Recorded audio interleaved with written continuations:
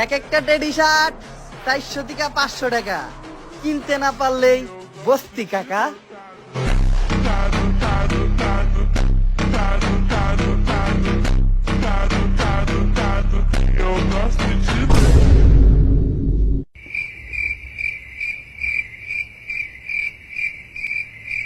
Teddy shirt পরলে ছাত্রী, same dress up করলে গ্রামের খালাতো ভাই, একটু চুল কাটা এলোমেলো হলে টোকাই।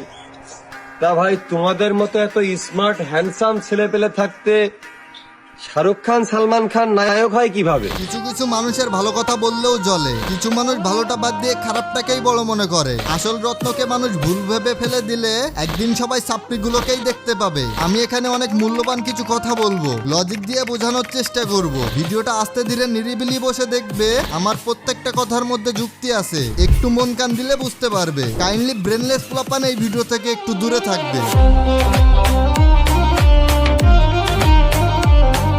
বেশিরভাগই অশিক্ষিত থার্ড ক্লাস পোলাপান। এই জায়গায় বলে একটা, এরা বোঝে একটা। রিসেন্ট একটা ভিডিও দিছিলাম পিসি পোলাপান, মানে যারা আর কি, যাদেরকে সমস্যা হচ্ছে, এদের উদ্দেশ্য করে যেন সব বিশৃঙ্খলা একটু কম হয়। ও আচ্ছা, পিচ্চি পোলাপানদের শান্ত করার জন্য হাসালি রে মফিজ, হাসালি। প্রিন্সকে প্রাধান্য দিয়ে, ছাপড়ি মার্কা চুল কালার করাকে বাহবা দিয়ে, নষ্টামিকে হাততালি দিয়ে শান্ত করে কি লাভ? এর থেকে তো অশান্ত হয়ে থাকাটা আমি ভালো মনে করি। সমাজের ছাপড়ি মার্কা কাজটা কমলে তো আমাদের জন্যই ভালো।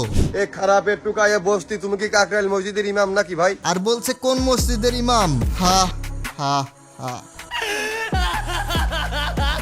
হুজুর ছাড়া কি অন্যায়ের বিরুদ্ধে কেউ কথা বলতে পারবে না? হুজুর ছাড়া কি অন্যায়ের বিরুদ্ধে কেউ প্রতিবাদ করতে পারবে না? তার মানে বিষয়টা হলো, আমি যদি রাস্তায় কোনো অন্যায় দেখি, কোনো ধর্ষককে দেখি, তারপরেও আমি সেটার প্রতিবাদ করতে পারবো না। আমি কোনো মেয়েকে ধর্ষকের হাত থেকে বাঁচাতে পারবো না, কারণ আমি কোনো মসজিদের ইমাম না। আমি তো পাপ কাজ করি, খারাপ কাজ করি এটার জন্য, তাই না? What a logic brother.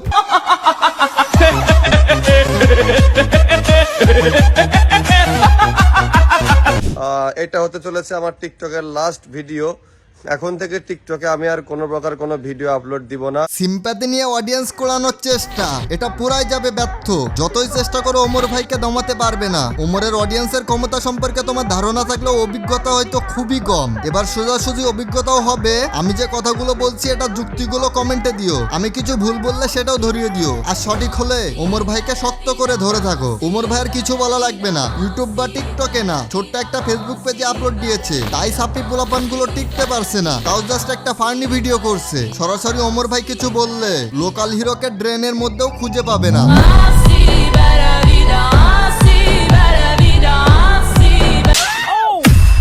So hey guys, this is angry Ripon. Welcome back আরো একটা নতুন ভিডিওতে। ওয়েলকাম গাইস, আশা করি এই পর্যন্ত ভিডিও থেকে বুঝতে পারছো আজকে কি বিষয় নিয়ে কথা বলতে আসছি। ওমর ভাই আর কাবির ফয়সালকে নিয়ে কথা হবে। কাবির ফয়সালের কথার প্রত্যেকটা জবাব দেওয়া হবে। আমি নিজেও কাবির ফয়সালের একটা ফ্যান ছিলাম, বাট বিনা কারণে একজনের পিছনে পড়াটা আমার অন্তত ভালো মনে হলো না। কোনো ক্রিঞ্জ বা ছাপড়িদের মতো কাজ করলে তারে নিয়ে কথা বললে মানতাম, বাট সে তো ভালো কিছুই বলছে। মনির আর কোরমান চার বিষয়টা একটু পরে বলছি, আগে আমি কিছু মানুষের রিপ্লাই দিয়ে আসছি। তার আগে একটা কথা, আমি জাস্ট লাইকের টার্গেটটাই বলে শুধু লাইকের টার্গেটটাই পূরণ করো। মিয়া সাবস্ক্রাইব আর কমেন্ট কি করবে? টিকটক নিয়েও তো এখনো নাড়াচাড়া দেওয়া হচ্ছে না। সাবস্ক্রাইব করে রাখো, সামনে মজা আসতেছে। আচ্ছা ঠিক আছে, তো চলো রিপ্লাই গুলো আগে দিয়ে আসি। টিকটকে ফরিউ কাবানোর জন্য আমরা কারোর পিছনে লাগি না। আর তোমার তো জন্ম হয়েছে টিকটক দিয়ে, ভালো হয়ে যাও, পিছনে লাগতে আইসো না। তোমারটা ঘুরিয়ে তোমার পিছনেই দিয়ে দেবো। কিছু মানুষ বলতেছে ওমরও টিকটক করে, তাহলে ওমর কেন টিকটকারদের বিরুদ্ধে বলছে? ভাই তোদের ব্রেন কি পাছায় চলে গিয়েছে? আমি ইউটিউবিং করি তাই বলে ইউটিউবাররা যদি কোনো ভুল করে আমি সেটার বিরুদ্ধে কথা বলতে পারবো না এমনটা তো না, তাই না? মহিমা রূপার কথা মনে আছে তোমাদের? সেও বাজান তো ইউটিউবিংই করতো, বাট সমাজে অশ্লীলতা সরাতো। সমাজের একটা কিট ছিল, ভাই বোন মিলে কাপল ব্লগ বানাতো, নষ্টামি শুরু করতো। আশা করি তোমাদের বাকিটা বলা লাগবে না, তোমরা অলরেডি জানো। সমাজের মানুষের মাইন্ডটা তারা খারাপ করতেছিল। তাদের নিয়ে কথা বলায় আস্তে আস্তে তাদের ক্রেজ কমে গিয়েছে।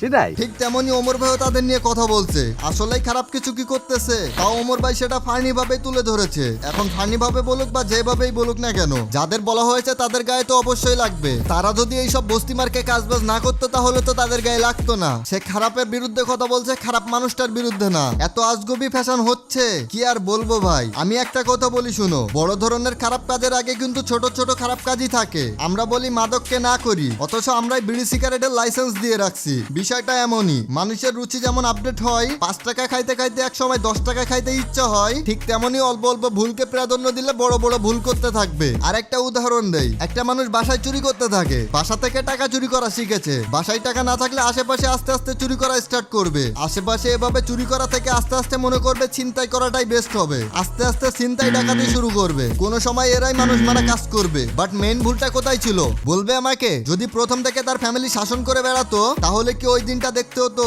চলো আর একটা উদাহরণ দেই, মুশাররফ করিমের একটা ভিডিও সামনে আসছিল, শর্টে বুঝাই, সে অন্যায় সহ্য করতে পারতো না, যেখানে অন্যায় হতো সেখানেই চলে যেত। যেমন কেউ যদি কিছু খেয়ে সেটার প্যাকেট রাস্তায় ফেলতো তাহলে তারা যে শাসন করতো। এক সময় সে বলে আমরা নিজেরাই ময়লা আবর্জনা ফেলি, সবাই সেটা দেখে আরো ফেলে, আস্তে আস্তে এই ছোট্ট জিনিস থেকে সিটির ম্যানহোল বন্ধ হয়ে যায়, বর্ষার সময় পানি আটকে যায়, তখন আমরা নিজেরাই সেই সরকারকে দোষ দেই, তখন ফেসবুকে যে প্রতিবাদ করি, প্রতিবাদটা ফেসবুকে না করে যেখানে অন্যায় হয়েছিল সেখানে করলে এত দূর আসতো না, আর এমন খারাপ দিনটাও দেখতে হতো না। যাদের মাথায় অল্প হলেও ব্রেন আছে তারা ঠিকই বুঝবে, ওমর ভাইকে অন্তত ভালোবাসবে, ওমর ভাই যেটা করেছে সেটা উচিত কাজই করেছে, এখন থেকে এগুলো প্রাধান্য দিলে আরো বড় কিছু খারাপ আসতে চলেছে। ওমর ভাই কি করেছে? ঈদের সময় টেডি শার্ট কিনেছে বলে রোস্ট করেছে। যারা মুসলিম আছে তারা অ্যাটলিস্ট এইটুকু জানো, কোনো প্রাণী বা মানুষের ছবি অন্তত নিয়ে নামাজ পড়া যায় না, সেখানে তো জামার ভিতরে টেডির ছবি আছে, এটা নিয়ে কথা বলেছে তোমাদের জ্বলছে, উচিত কথা বলেছে বলে ফাটছে, নাকি তোমরা নাস্তিক ভাই যারা ভালো জিনিসকে খারাপ বানাই?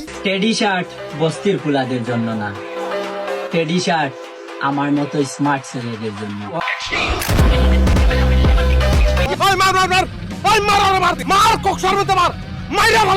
আর এটাও নাকি স্মার্টনেস? দাঁড়া ভাই কিছুক্ষণ হেসে আসি। এখনকার প্রজন্মদের যেসব স্টাইল হয়েছে, তাদের মধ্যে যেসব চেঞ্জ হচ্ছে, ছোট ছোট ছেলেরা বড় বড়দের মতো কথা বলা শিখছে, যাদের সম্মান দিয়ে কথা বলা উচিত তাদেরকেই এরা গালি দিয়ে কথা বলে, খ্যাত স্টাইলকে আবার কিছু কিছু মানুষ প্রাধান্য দিতেছে, এটা স্মার্টনেস হতে পারে না। বেয়াদবি শিখে স্মার্টনেস হবার চেষ্টা করো না। চুলে গুয়ের মতো কালার নিয়ে ওমর ভাই কথা বলছে, টেডি শার্ট নিয়ে ওমর ভাই কথা বলতেছে, এটাই তোমাদের জ্বলতেছে।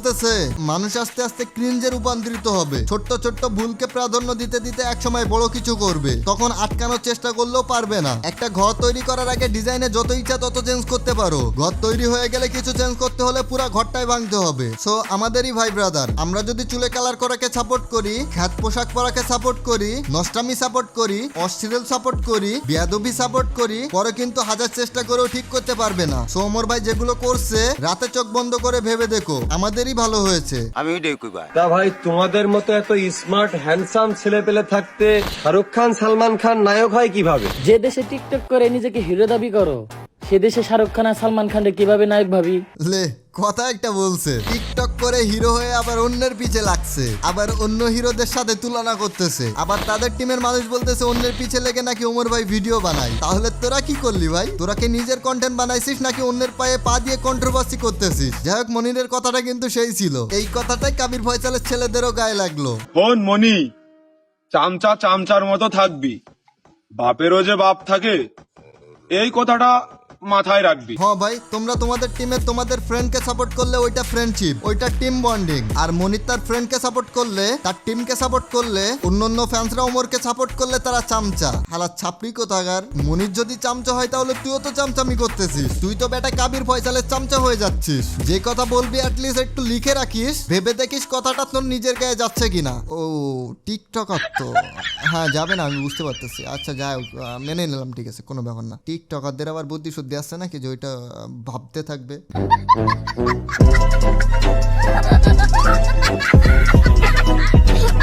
গাইজ বিশ্বাস করো, আমার এখানে অনেক কিছু বলার ছিল, বাট ভিডিওটা অনেক বড় হয়ে যাচ্ছে, তার জন্য চেয়েও পারলাম না। তোমরা চাইলে সেকেন্ড পার্ট নিয়ে আসবো, বাকিদেরকেও ধরবো। আর হ্যাঁ, কাবির ফয়সালের সাপোর্টার গুলোকে বলছি, আমার কথার লজিক ভেঙে দেখায়ও কমেন্ট বক্সে। সো গাইজ, দেখা হবে আরো একটা ধামাকাদার নতুন ভিডিওতে। আজকের ভিডিওটা এই পর্যন্তই, আল্লাহ হাফেজ।